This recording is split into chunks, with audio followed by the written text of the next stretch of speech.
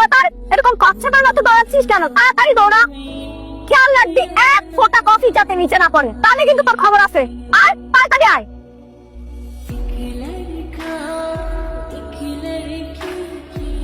কি ব্যাপার, তুই দাঁড়িয়ে পড়লি কেন? তোকে কি আমি দাঁড়াতে বলেছি? সামান্য 5 মিনিট লেট হয়েছে কফি আনতে, এই জন্য যে আপনি আমার লগে এইরকম জঘন্য ব্যবহার করবেন এটা তো আমার জানা ছিল না। মুখ সামনে কথা বল, ভুলে যাস না আমি তোর মালিক আর তুই সামান্য একটা ড্রাইভার।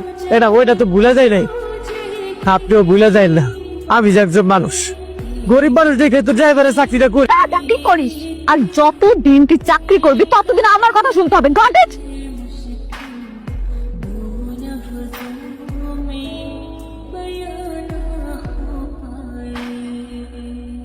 কবে ঠান্ডা হলো কিভাবে?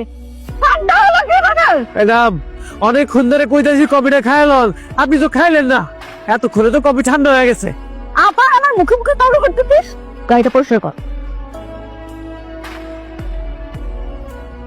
এই, কি করছিস তুই?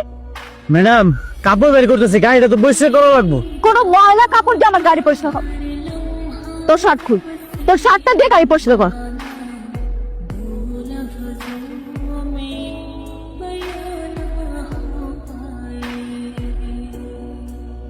আয় গাড়ি তোর।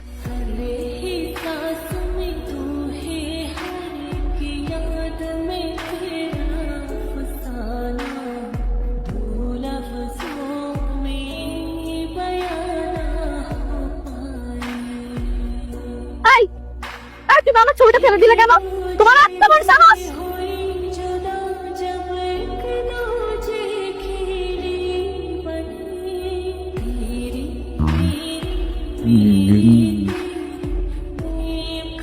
কিরে ওইটাকে তোর বয়ফ্রেন্ড নাকি? ও ভাইয়া।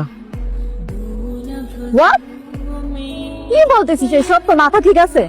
এই স্টুপিড ছেলেটা আমার বয়ফ্রেন্ড হবে? দেখেও বুঝিস না ও একটা ড্রাইভার, আমার পাশে কাজ করে, অদ্ভুত কথা বলি। ও শেক। হাফ ডান ইট ফানিস। ও না দাঁড়া, ওয়েট, দেখ কি করি। এই ড্রাইভার এদিকে আসো। আসো, শোনো এখান থেকে একটা টিস্যু নিয়ে আমার এই স্যুপটা পরিষ্কার করে দাও। কি হলো দাও? কি হলো? দাঁড়িয়ে আছো কেন? ও তোমাকে একটা কথা বলেছে, সেটা শুনবে না তুমি? টিস্যুটা নিয়ে পরিষ্কার করে দাও। দেখেন ম্যাডাম